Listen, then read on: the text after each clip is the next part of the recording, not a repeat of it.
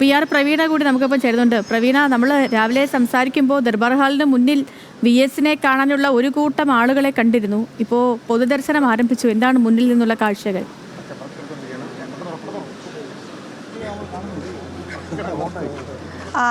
നമുക്കിപ്പോൾ ഒരാൾ ചേരുന്നുണ്ട്, കെ സുരേഷ് കുമാർ. എന്താണ് ഓർമ്മ? ഒരുപാട് ഓർമ്മകളുണ്ട്, മൂന്നാർ ദൗത്യം ഉൾപ്പെടെ ഒരുപാട് ഓർമ്മകളുണ്ട്. എന്താണ് ഈ അവസാന ഘട്ടത്തിലുള്ള ഒരു ഓർമ്മ കൂടി പറയാം? വളരെ വളരെ ശക്തനായ ഒരു അഡ്മിനിസ്ട്രേറ്ററായിരുന്നു.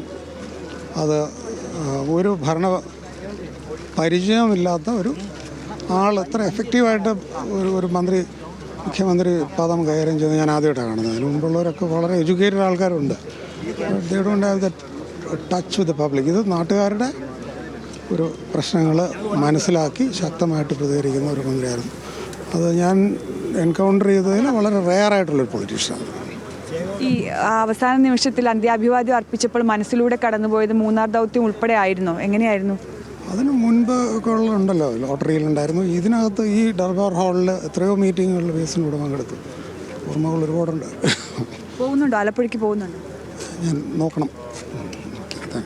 നിരവധി പേരാണ് ഇങ്ങനെ അദ്ദേഹത്തെ കാണാൻ, അദ്ദേഹത്തിന് അന്ത്യാഭിവാദ്യം അർപ്പിക്കാനായി എത്തിക്കൊണ്ടിരിക്കുന്നത്. നമുക്കിപ്പോൾ രാവിലെ തന്നെ വന്ന് ക്യൂവിൽ ഇടം പിടിച്ചോ? അതെ അതെ. എവിടുന്നാ വരുന്നേ? ഇടുക്കി. എന്തുകൊണ്ടാ ഇടുക്കിയിൽ നിന്ന് ഇവിടെ വന്ന് കണ്ടേ? സഖാവിനോടുള്ള ഇഷ്ടം കൊണ്ട്. തീർച്ചയായിട്ടും വിപ്ലവ സൂര്യനാണ് അദ്ദേഹം. അദ്ദേഹത്തെ അവസാനമായി ഒരു നോക്ക് കാണാനായിട്ടാണ് വന്നിരിക്കുന്നത്. ഒരു മഴയൊക്കെ ഉണ്ടായിരുന്നു, ആ മഴയൊക്കെ അവഗണിച്ച് നിൽക്കുകയാണ്.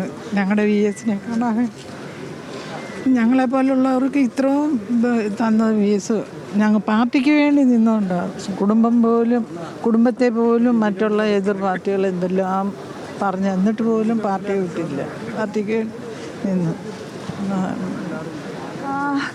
അദ്ദേഹം 65-ൽ MLA ആയി എത്തുമ്പോൾ, ആദ്യമായി അദ്ദേഹം ജനാധിപത്യ വ്യവസ്ഥയിലൂടെ തിരഞ്ഞെടുക്കപ്പെട്ട് വരുമ്പോൾ ഇവിടെയാണ് ഇവിടുത്തെ ഈ ദർബാർ ഹാളിലെ നിയമസഭാ ഹാളിലായിരുന്നു MLA ആയിരുന്നത്. സനീഷ് ഒപ്പം ചേരുന്നുണ്ട്. സനീഷ്, ഒരുപാടധികം ഓർമ്മകളുണ്ടാകും, സനീഷിനും ഉണ്ടാവും, റിപ്പോർട്ടിംഗ് കാലത്തതുണ്ടാവും, അദ്ദേഹത്തിനൊപ്പമുള്ള ഓർമ്മകളുണ്ടാവും. എന്തൊക്കെയാണ്? അല്ല, ഇതിപ്പോൾ ഇവിടെ വന്ന് കൂടിയിരിക്കുന്ന മുഴുവൻ ആളുകളും ഈ ഓർമ്മകളുമായിട്ട് വന്ന് നിൽക്കുന്ന ആളുകളാണ്. നമ്മളൊരൊറ്റ ഇൻഡിവിജ്വലിനെ ഇത്ര ആയിരക്കണക്കിന് 10,000-കണക്കിന് ആളുകൾ ഇങ്ങനെ ഓർക്കുക എന്നത് തന്നെയും അസാധാരണമാണ്. ഇപ്പോൾ VS അച്യുതാനന്ദൻ്റെ കാര്യത്തിൽ VS അച്യുതാനന്ദൻ അറിയാത്ത ആളുകൾ ഇപ്പോൾ ഒരുപക്ഷേ ചെറിയ കുട്ടികളല്ലാത്ത ഇപ്പോൾ കേരളത്തിൽ ആരും ഉണ്ടാവില്ല. അവരുടെ ഒരു അതായത് നമ്മുടെ കേരളത്തിൽ VS അച്യുതാനന്ദനെ ഇപ്പോഴും ഓർക്കുന്ന ഒരു വലിയ ആൾക്കൂട്ടത്തിൻ്റെ പ്രതിനിധികളെയാണ് നമ്മൾ കാണുന്നത്. അതും ഈ പറയുന്ന ഇങ്ങോട്ട് വരാൻ ആഗ്രഹിക്കുന്ന ആളുകൾക്കെല്ലാം പെട്ടെന്ന് ഉണ്ടായ സംഭവമായതുകൊണ്ട്, മരണം പെട്ടെന്ന് സംഭവിച്ചതുകൊണ്ട് അദ്ദേഹം ദീർഘനാളായിട്ട് കിടപ്പിലായിരുന്നു. പക്ഷേ എങ്കിലും അപ്രതീക്ഷിതമായുള്ളൊരു നേരത്താണ് മരണം സംഭവിച്ചത്. അതുകൊണ്ട് തന്നെ ആ നിലക്ക് എല്ലാവർക്കും എത്തിച്ചേരാൻ സാധിച്ചിട്ടുണ്ടാകില്ല. പക്ഷേ നമ്മൾ ആ ഒരു ആൾക്കൂട്ടത്തിൻ്റെ വലിയ പ്രതിനിധികളെ ആകപ്പാടെ തന്നെയും ഇവിടെ കാണുകയാണ്. നമ്മളിപ്പോൾ ഇവിടെ ഇങ്ങനെ നിൽക്കുമ്പോൾ പ്രവീണ, നമ്മൾ കാണുന്ന എത്ര രാഷ്ട്രീയ നേതാക്കളാണ്, വിവിധ രാഷ്ട്രീയ കക്ഷികളിൽപ്പെട്ട ആളുകൾ, രാഷ്ട്രീയ ഭേദമില്ലാതെ ഈ നിരവധിയായിട്ടുള്ള ആളുകൾ. ഇപ്പോൾ പ്രവീണ സംസാരിച്ച സുരേഷ് കുമാർ ഒരു കാലത്ത് എന്നും മാധ്യമങ്ങളുണ്ടായിരുന്ന ഉദ്യോഗസ്ഥരിൽ ഒരാൾ, VS അച്യുതാനന്ദൻ എന്നും രാവിലെ മുതൽ വൈകുന്നേരം വരെ എല്ലാ നേരത്തും വാർത്തകളിൽ ഉണ്ടായിരുന്ന ഉദ്യോഗസ്ഥർ, രാഷ്ട്രീയ നേതാക്കൾ എല്ലാം ഇതിലെ കടന്നു പോവുകയാണ്. ഞാനിപ്പോൾ ഓർത്തൊരു കാര്യം, പ്രധാനപ്പെട്ട നേതാക്കളും മന്ത്രിമാരൊക്കെ ഇതിലെ കടന്നു പോകുന്നത് കണ്ടപ്പോൾ ഞാൻ ഓർത്തൊരു കാര്യം പ്രവീണ, എല്ലാ രാഷ്ട്രീയ നേതാക്കളും ഇതിലെ കടന്നുപോയ മുഴുവൻ രാഷ്ട്രീയ നേതാക്കളും, അത് വലിയ രാഷ്ട്രീയ പാർട്ടികളുടെ നേതാക്കളാകട്ടെ, അല്ലെങ്കിൽ ചെറിയ രാഷ്ട്രീയ പാർട്ടികളുടെ നേതാക്കളാകട്ടെ, അല്ലെങ്കിൽ ചെറുപ്പക്കാരായിട്ടുള്ള ഇപ്പോൾ രാഷ്ട്രീയത്തിലേക്ക് പൊതുപ്രവർത്തനത്തിലേക്ക് വന്ന ആളുകളാവട്ടെ, ദീർഘകാലം പൊതുപ്രവർത്തകരായിട്ട് നിന്ന ആളുകളാകട്ടെ, അവരുടെ എല്ലാം ഒരു പരമപദമാണ് യഥാർത്ഥത്തിൽ VS അച്യുതാനന്ദൻ. അതായത് അവർക്ക് ഈ കാണുന്ന ആളുകളുടെ സ്നേഹവായ്പ്, വൈകാരികത, കഴിഞ്ഞ 4 വർഷത്തിലേറെയായിട്ട് ലോകത്തോട് പ്രതികരിക്കാൻ സാധിക്കാതെ ഒരു രാഷ്ട്രീയ പ്രശ്നത്തിലും ഇടപെടാത്ത, ഒരു വർത്തമാനവും പറഞ്ഞിട്ടില്ലാത്ത VS അച്യുതാനന്ദൻ്റെ ആൾ. അതായത് 4 വർഷം അല്ലെങ്കിൽ 5 വർഷം എന്നത് ഒരു മുഴുവൻ സർക്കാരിൻ്റെ കാലയളവാണ്. ഒരു മുഴുവൻ സർക്കാരിൻ്റെ കാലയളവ് മുഴുവൻ രാഷ്ട്രീയ പ്രശ്നത്തിനൊന്നും ഇടപെടാതെ വിശ്രമ ജീവിതത്തിലായിരുന്ന അദ്ദേഹം, VS അച്യുതാനന്ദൻ എന്ന നേതാവ്, ആളുകൾ മറക്കുകയല്ല ചെയ്ത് അദ്ദേഹം മരിച്ചു എന്ന വാർത്ത ടെലിവിഷൻ സ്ക്രീനിൽ നമ്മുടെ സ്ക്രീനിൽ പ്രത്യക്ഷപ്പെട്ട ആ നിമിഷം തൊട്ട് അവരുടെ ഓർമ്മകൾ കടൽ പോലെ ഇങ്ങോട്ട് തിരയടിച്ച് വരികയാണ് ചെയ്യുന്നത്. അത് ഒന്നും രണ്ട് ആളുകൾക്കല്ല, ആയിരക്കണക്കിന് പതിനായിരക്കണക്കിന് ആളുകൾക്ക് ഉള്ളിൽ ഒരു ദീപ്തമായ കാലത്തിൻ്റെ ആകെ ഓർമ്മ വന്നിട്ട് ആളുകൾ ഇങ്ങനെ ക്യൂ നിൽക്കുകയാണ്. നോക്കൂ എത്ര നേരമാണ് ആളുകൾ നിസ്സാരമായിട്ടുള്ളൊരു പഞ്ചായത്ത് ഓഫീസിൽ നിന്നൊരു പേപ്പർ റെഡിയാക്കാൻ ക്യൂ നിൽക്കാൻ മടി കാണിക്കുന്ന ആളുകളാണ് ഈ നിൽക്കുന്നതെന്ന് ഓർക്കണം. അതായത് അല്ലെങ്കിൽ ഒരല്പം ഇപ്പോൾ പ്രത്യേകിച്ചും ഇപ്പോൾ എല്ലാം ഫോൺ വഴി കൈകാര്യം ചെയ്യാൻ ഒരു റെയിൽവേ സ്റ്റേഷനിലോ അല്ലെങ്കിൽ നേരിട്ട് നിന്ന് ഒരു ക്യൂവിൽ നിന്നിട്ട് കാര്യങ്ങൾ കൈകാര്യം ചെയ്തെടുക്കാൻ അങ്ങേയറ്റം പ്രയാസമുള്ള മനുഷ്യർ വളരെ അച്ചടക്കത്തോടെ എത്രയോ നേരമായിട്ട് ഇനിയും ദീർഘനേരം വേണ്ടിവരും എന്ന് കണ്ട് ഇവിടെ നിൽക്കുകയാണ്. അപ്പോൾ അതെന്താണ് ആ സമയത്ത്, പക്ഷെ ആ സമയത്ത് പോലും കുട ചൂടാതെ തൊപ്പി വെച്ച് പേപ്പർ തലയിൽ വെച്ച് നിൽക്കുന്ന ആൾക്കാരെ നമ്മൾ കണ്ടത്.